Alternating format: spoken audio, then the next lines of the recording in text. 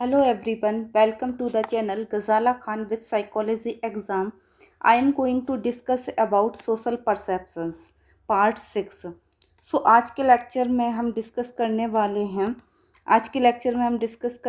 हैं social perceptions, attribution, some basic error and अब जो भी बाकी के जो एरर बचे हुए थे वो आज हम इस लेक्चर में कंप्लीट करते हैं पार्ट 6 में। ओके, और ये सोशल परसेप्शंस का आखिरी लेक्चर है। ये पार्ट 6 तक ये सोशल परसेप्शन पूरे तरह से विथ डीप डिटेल में ये चैप्टर्स कंप्लीट होता है। ओके, हम देखते हैं आगे पार्ट 6 में। यहाँ पे बेसिक चीज़ की एट्रीब्यूशंस क्या होता है, जो कि हम पहले भी बात कर चुके हैं कि एट्रीब्यूशंस क्या होता है। एक सेकेंड, एट्रीब्यूशंस क्या होता है? एट्रीब्यूशंस क्या है? किसी के बिहेवियर के पीछे के कॉज को असाइन करना। ओके, उसको हम एट्रीब्यूशंस बोलते हैं। अपने बिहेवियर के भी पीछे एज वेल एज दूसरे के बिहेवियर के भी पीछे के कॉज जब हम असाइन करते हैं तो उसको हम एट्रीब्यूशंस बोलते हैं। कल के लेक्चर में हमने देख लिया था कि करस्पॉन्डेंस वाइज क्या होता है, actor observer effect, then self serving bias क्या होता है। आज के लेक्चर में हम ये 3 जो हैं वो हम बाकी की चीज़ों को कंप्लीट करेंगे। ओके, कि belief in a just world क्या है, सीलियंस वाइज क्या है, हेलो एंड हॉर्न इफेक्ट क्या होता है। ओके, यहाँ पे हम देखते हैं कि सबसे पहले आता है हमारा belief in a just world. ये बहुत ही ज़्यादा इम्पोर्टेंट है, उससे रिसेंट ट्रेंड में बहुत ही ज़्यादा क्वेश्चंस बने हुए हैं। ओके, इसको हमने थोड़ा सा डिटेल में रखा हुआ है। इसमें सिर्फ ऊपर से ही क्या है क्वेश्चंस बना है, बट हमने देखा कि रिसेंट ट्रेंड में ज़्यादा इससे क्वेश्चंस आए हैं, हमने थोड़ा सा डिटेल इसमें ऐड किया हुआ है। ओके, क्या है belief in a just world, the just world hypothesis. First proposed किसने किया था? सबसे पहले मेल्विन लर्नर ने, जो कि अभी तक ये क्वेश्चंस नहीं आया। हो सकता है कि आने वाले एग्जाम में ये आ जाए कि belief in a just world किसने प्रपोज किया था। मेल्विन लर्नर ने किया था 1916 में। ओके, ये क्या है? The believe that the world is fundamental fair and people get what they deserve, leading to assumptions that good things happen to good people and bad things happen to the bad people. ये क्या है? ये belief होता है कि world जो है वो फंडामेंटली फेयर है पीपल्स के साथ, क्योंकि ऐसा बोलते हैं कि जो भी हमें मिलता है उसको हम डिज़र्व करते हैं, और हमें फेयर मतलब कि वर्ल्ड हमें वही देता है जो कि हम डिज़र्व करते हैं। इसकी एजम्पशंस क्या है कि अच्छे लोगों के साथ अच्छा ही होता है, अच्छी चीज़ें मिलती हैं। देन बैड थिंग्स, बुरे लोगों को बुरी चीज़ें मिलती हैं। जैसे कि बोलते हैं कि पाप का घड़ा तुम्हारा भर गया है, मीन्स कि तुमने बुरे कर्म किए थे, अब उसकी सज़ा तुम्हें मिल रही है।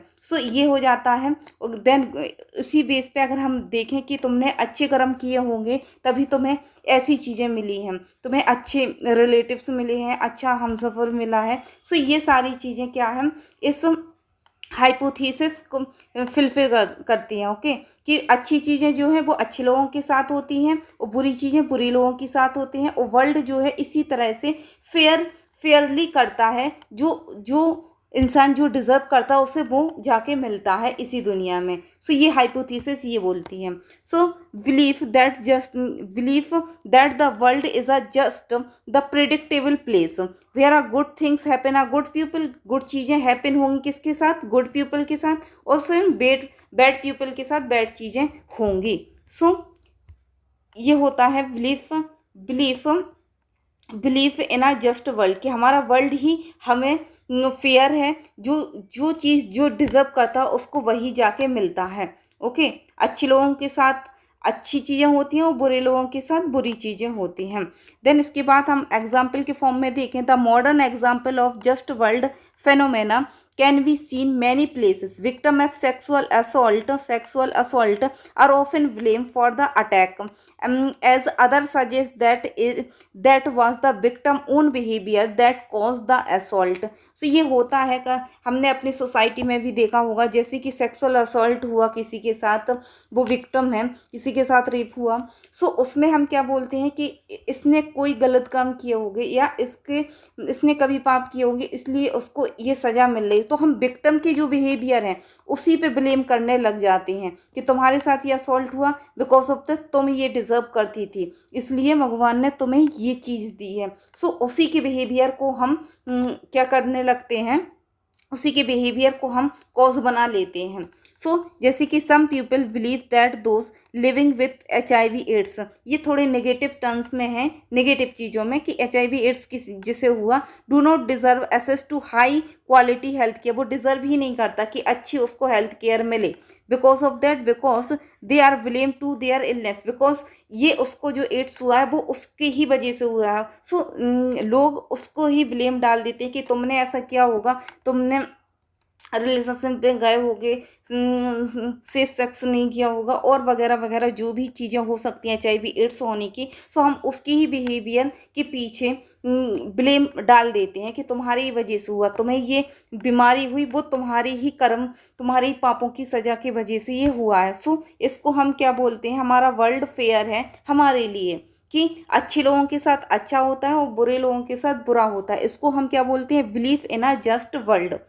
ओके, सो ये होता है। अब इसको हम थोड़ी डिटेल में और देखें कि explanation of just world phenomena, अब एक्सप्लेन करें कि ये होता क्यों है। So why do people use just world phenomena, there are very different explanation in proposed. So क्या है, फर्स्ट क्या है, the fear for facing vulnerability, and दूसरा है कि a desire to minimise anxiety. So हमें फियर होता है कि जो भी चीज़ें हुई है, विलेंडेबिलिटी जो हुई है, उससे उसको फेस करने में हम फियर फील करते हैं। जैसे कि people do not like to think about being the victim of violent crime.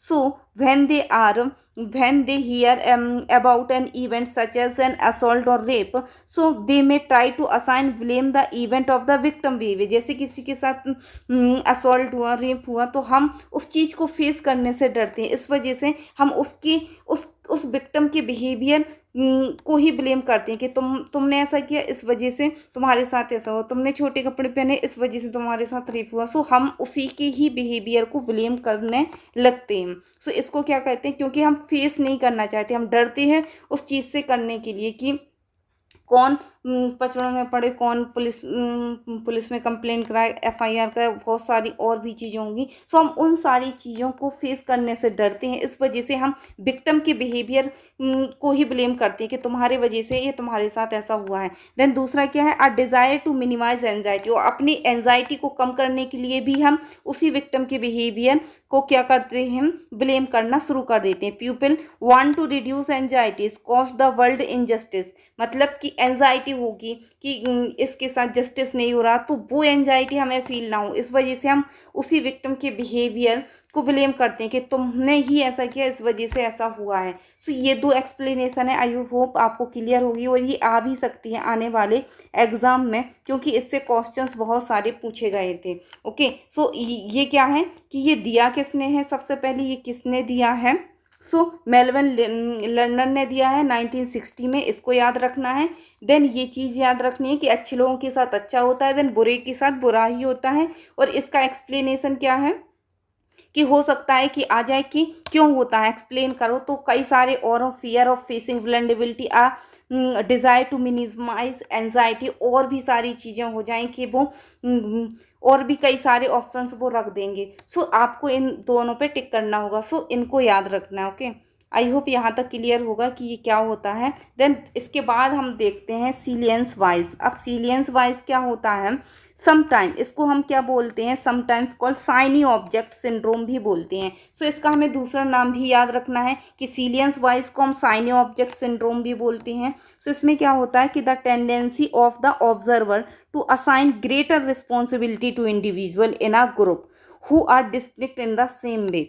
Means कि हम क्या करते हैं, टेंडेंसी होती है ऑब्जर्वर की कि हम असाइन करते हैं ग्रेटर रिस्पॉन्सिबिलिटी इंडिविजुअल्स की, कि कोई भी ग्रुप है जो थोड़ा सा अलग दिख रहा है, जो थोड़ा सा हटके दिख रहा है बाकी अदर से, जो डिस्टिंक्ट फीचर्स के फॉर्म में हमें नज़र आ रहा है, जो क्रिएटिव है, थोड़ा सा शाइनी है, उसको हम ज़्यादा परसीव करते हैं और उसी के बेस पे हम कॉज ज़्यादातर असाइन करते हैं। ओके, सो इसमें क्या है, the salience bias describe our tendency to focus on item और informations that are more noteworthy while ignoring those that do not grab our attention, जो हमारे अटेंशन में नहीं है। जैसे कि कोई अट्रैक्टिव चीज़ है, कोई अट्रैक्टिव पर्सनस है, तो हमारा अटेंशन उसी पे जाएगा और हम उसी के बेस पे ही आगे की चीज़ों को कंसीडर करेंगे कि ये कैसा है।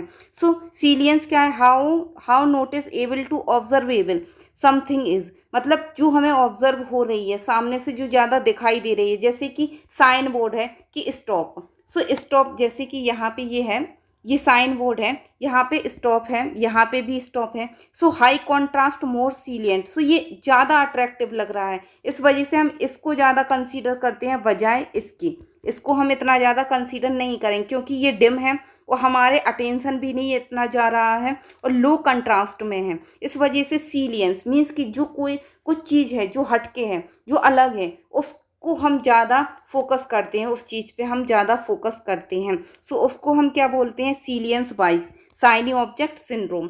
सो people tend to emphasise most noticeable और सीलियंट इन्फॉर्मेशन, जो बहुत ही ज़्यादा नोटिसेबल है, सीलियंट इन्फॉर्मेशन है, when explaining cause of behaviour और सिचुएशन, उसी के बेस पे हम उस बिहेवियर और सिचुएशंस के कॉज को एक्सप्लेन कर जाते हैं। जैसे कि कई सारे टीचर्स हैं, बट कोई एक ऐसा टीचर है जो अलग से दिख रहा है, बहुत ही ज़्यादा अट्रैक्टिव है, प्रोफेशनल है, बहुत ही ज़्यादा उसको नॉलेज है, तो हम उसके बेस पे ही उनकी चीज़ों को हम कंसीडर करेंगे बजाय अदर लोगों के।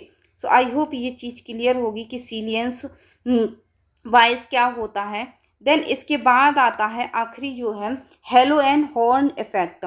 अब हेलो एंड हॉर्न इफेक्ट क्या है कि the tendency to over generalise a single trait of the person of other aspect of the person. So इसमें क्या है, हम सिर्फ एक ही चीज़ों को कंसीडर करते हैं, एक ट्रेड देखा उसको हम ओवर जनरलाइज कर जाते हैं कि ये पर्सन ऐसे से ऐसा ही होगा। जैसे कि वन ट्रेड, कोई भी ट्रेड है, कोई ट्रेड गुड है तो उसको हम हेलो बोलेंगे, एंड कोई जो है बैड है तो उसको हम हॉर्न बोलेंगे।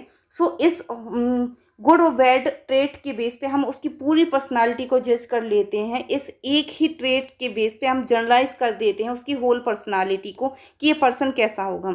सो फॉर एग्जाम्पल के फॉर्म में देखें और अच्छे से समझ आएगा कि there is a general assumptions that a student who is excellent in studies is also good in character and behaviour in other dimensions of life. जैसे कि एक पर्सन है, एक स्टूडेंट है, वो अच्छा कर रहा है अपने एकेडमिक में, अपनी स्टडीज़ में, सो हम वैसे ही कहते हैं कि ये बंदा अच्छा है, सो इसका कैरेक्टर भी अच्छा होगा, इसका बिहेवियर भी अच्छा होगा और ये अपनी लाइफ के अदर डायमेंशंस में भी अच्छा होगा, कि ये अच्छा बेटा होगा, अच्छा भाई होगा, अच्छा स्टूडेंट है, इस वजह से अच्छे कैरेक्टर होगा, इसकी परवरिश अच्छी है। सो सारे ओवरऑल चीज़ जो है हमने उसको एक सिंगल ट्रेड, कौन सा सिंगल ट्रेड, कि वो सिर्फ स्टडी में अच्छा है, वो वेल मैनर है, स्टडी को लेके बहुत ही ज़्यादा हार्ड वर्किंग है। सो उस बेस को लेके हमने बोल दिया कि वो कैरेक्टर में भी अच्छा होगा, उसका बिहेवियर भी अपने से बड़ों के लिए अच्छा है और वो अच्छा इंसान है वगैरह वगैरह। सो ये हो जाता है हेलो इफेक्ट कि एक चीज़ को देके हमने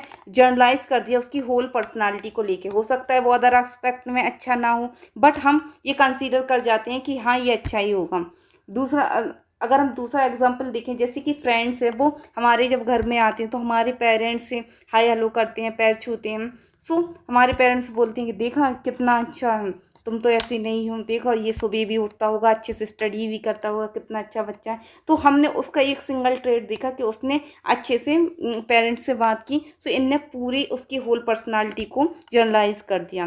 देन इसके बाद हम देखते हैं if a person is not good in a study, अगर वो पर्सन गुड नहीं है स्टडी में तो हम क्या बोल देंगे कि एज्यूम कर जाते हैं कि ऑल्सो मिसबिहेव, इररिस्पॉन्सिबल है, फॉलिटी है। सो कि ये बंदा जो है कि अच्छा इसका कैरेक्टर नहीं है, इररिस्पॉन्सिबल है, अपनी जिम्मेदारी नहीं समझता वगैरह वगैरह, बिकॉज ऑफ दैट वो स्टडी में अच्छा नहीं है। सो एक सिंगल ट्रेट को लेके हम ओवर जनरलाइज कर जाते हैं उस पर्सन्स के बिहेवियर को। सो ये एक तरीके का बाइस है कि ये वाइज थिंकिंग में आ जाता है। ओके, उसको हम ये बोलते हैं हेलो एंड हॉर्न इफेक्ट। सो यहाँ हम देखें चार्ट के फॉर्म में कि hello and horn effect, hello and horn effect ये पॉजिटिव, हेलो क्या है, पॉजिटिव इंप्रेशन, हाई इक्विटी होती है, सो मोर ट्रस्ट और बेटर वैल्यू, कि एक पर्सन है स्टडी में अच्छा है तो वो ओवरऑल अपने पूरी लाइफ में ही अच्छा होगा, अदर एस्पेक्ट में सारे में अच्छा होगा। वो एक बंदा है जो अच्छा नहीं है अपनी स्टडी में, तो लोअर इक्वालिटी, उसकी वैल्यू ही नहीं है, वो रिस्पॉन्सिबल नहीं है, उस पर ट्रस्ट ही नहीं करना चाहिए वगैरह वगैरह। से ये हो जाता है हॉर्न इफेक्ट। आई होप यहाँ तक क्लियर होगा। देन इसके बाद हम देख लेते हैं समरी, जो अभी तक हमने देखा है एट्रीब्यूशन में वाइज क्या क्या है, जो फिफ्थ में और सिक्स्थ में दोनों में देखा है, उसकी अब हम समरी यहाँ डिस्कस कर लेते हैं इन शॉर्ट में कि एट्रीब्यूशंस क्या है। Assign cause of behaviour, behaviour के पीछे कॉज क्या है उसको हम क्या कहते हैं, एट्रीब्यूशन। देन इसके बाद देखें करस्पॉन्डेंस वाइज, इसको फंडामेंटल एट्रीब्यूशन एरर भी बोलते हैं और एट्रीब्यूशन इफेक्ट भी बोलते हैं। So bias and attributing another behaviour more to internal than to situational cues, कि अदर का जो बिहेवियर है वो इंटरनल है, इसमें हम सिर्फ अदर की बात ही करेंगे, अदर की बात करेंगे इसमें हम। ओके, अदर की बात हम इसमें करेंगे। सो एट्रीब्यूशंस में क्या है कि अदर के बिहेवियर को हम इंटरनल फॉर्म में ही कंसीडर करते हैं, कि उसका जो बिहेवियर है वो उसकी इंटरनल वजह से, बजाय सिचुएशनल कॉज वहाँ पे सामने हो, कि जिम में गए डंबल नहीं उठा पाए, भले ही उसका वेट ज़्यादा है बट हम बोल देंगे तुम तो वीक हो हंसते हुए, तो उसको हमने फंडामेंटल एट्रीब्यूशंस एरर या करस्पॉन्डेंस वाइज इसको बोलते हैं। देन इसके बाद आता है एक्टर ऑब्जर्वर इफेक्ट, जो कि जॉन्स एंड निस्बित ने दिया था। जब हम एक्टर होते हैं तो हम सिचुएशनल फैक्टर फॉर ओन, तो हम अपने बिहेवियर को एज अ सिचुएशनल फैक्टर ही कंसीडर करते हैं। और जब हम ऑब्जर्वर होते हैं, जब हम ऑब्जर्वर मीन्स कि हम दूसरों को ऑब्जर्व कर रहे हैं, तो दूसरों को ऑब्जर्व करेंगे तो दूसरे के बिहेवियर को हम कैसे कंसीडर करते हैं, डिस्पोजिशनल फैक्टर। मीन्स कि जिम में गए, हम एक्टर हैं, हम जिम कर रहे हैं, वहाँ डंबल रखा है और हमसे उठा नहीं, तो हमने बोल दिया अरे बाप रे यहाँ तो बहुत ही ज़्यादा वेट का है ये, तो ये क्या हो गया, सिचुएशनल, कि सिचुएशंस पे डाल दिया, उसके वेट पे डाल दिया। देन इसमें और उसी सेम टाइम ऑब्जर्वर है मीन्स कि दूसरा अदर बंदा या फ्रेंड्स आया, उसने सेम वही डंबल उठाया, तो उसको हंसते हुए क्या बोल दिया कि अरे तू तो वीक है, तुझसे नहीं होगा, चल हट। तो ये सारी चीज़ें क्या हैं, एक्टर ऑब्जर्वर इफेक्ट, ये बहुत ही ज़्यादा पूछ आता है एग्जाम में, जो कि जॉन्स एंड निस्बित ने दिया था। आई होप क्लियर होगा। देन इसके बाद है सेल्फ सर्विंग वाइज। सो इसमें क्या है, पॉजिटिव आउटकम इंटरनल, अगर अच्छी चीज़ हुई, पॉजिटिव आउटकम हुआ, मीन्स हमने टॉप किया, नेट क्वालिफाई किया, तो वो इंटरनल, मेरी वजह से, मैंने हार्ड वर्क किया, मैंने सब कुछ किया, इस वजह से हुआ। देन नेगेटिव आउटकम आ गया तो एक्सटर्नल, टीचर ने अच्छे से पढ़ाया ही नहीं, इस वजह से हम फेल हो गए। सो ये हो जाता है सेल्फ सर्विंग वाइज, कि हम खुद में वाइज हैं। Then belief in a just world में क्या है, good things happen to good people and bad things happen to the bad people, कि अच्छी चीज़ें अच्छे लोगों के साथ होती है और बैड चीज़ें बैड लोगों के साथ होती हैं। बोल देते हैं कि तुमने कोई पाप किया होगा पिछले जन्म में, इस वजह से तुम्हें ये चीज़ें देखने को मिल रही हैं, बुरा बुरा मिल रहा है। तो ये क्या है कि हमारा वर्ल्ड हमारे साथ फेयर है, जो इंसान जो डिजर्व करता है उसको ये वर्ल्ड देता ही है। सो इसको हम बोलते हैं belief in a just world. फिर आ जाता है सीलियंस वाइज डिस्टिंक्ट मेंबर, जो अलग सा है, ग्रुप में अलग से हट के बंदा है, उसको हम क्या बोलते हैं, सीलियंस वाइज, मीन्स कि ये अलग सा है, स्टॉप लिखा है, तो इस रेड वाला जो था, जो हमने देखा था वो ज़्यादा अट्रैक्टिव था, तो उस पर ध्यान ज़्यादा गया। तो डिस्टिंक्टिव मेंबर्स या डिस्टिंक्टिव कोई चीज़ है उसको हम ज़्यादा कंसीडर करते हैं, उस बेस पे उसकी बिहेवियर, उस सिचुएशंस को कंसीडर करते हैं कि कैसा होगा। Then halo and horn effect में क्या है, एक सिंगल ट्रेड को हम ओवर जनरलाइज कर जाते हैं, कि अगर ये स्टडी में अच्छा है तो ओवरऑल अपने लाइफ के सारे एस्पेक्ट में अच्छा होगा, अगर ये स्टडी में बुरा है तो ओवरऑल अपने लाइफ के सारे एस्पेक्ट में बुरा होगा, बजाय कि वो हो सकता है बिजनेस में अच्छा हो, अपने लाइफ में अच्छा हो, बट हम वैसे ही कंसीडर करते हैं। ओके, आई होप यहाँ तक क्लियर होगा सारी चीज़ें। यहाँ तक हमारा जो सोशल परसेप्शंस की जो सीरीज़ चल रही थी 1 से लेके हमारा 6 तक, ये पूरा यहाँ तक कंप्लीट होता है ये वाला चैप्टर। इसके बाद हम नेक्स्ट चैप्टर पे जाएंगे। सो यहाँ तक अगर आपको कोई डाउट होता है, कोई चीज़ समझ नहीं आती और कुछ और आप हमें बताना चाहते हो कि ऐसा कीजिए कि इससे और भी ज़्यादा अच्छे से हमें समझ आएगा, तो आप प्लीज़ बताइए कमेंट बॉक्स में। ओके, सो आज के लेक्चर में इतना ही। आई होप सारी चीज़ें क्लियर होंगी। If you have any doubt you can ask me. Thank you so much. Please like कीजिए, शेयर कीजिए एंड सब्सक्राइब कीजिए। Okay, thank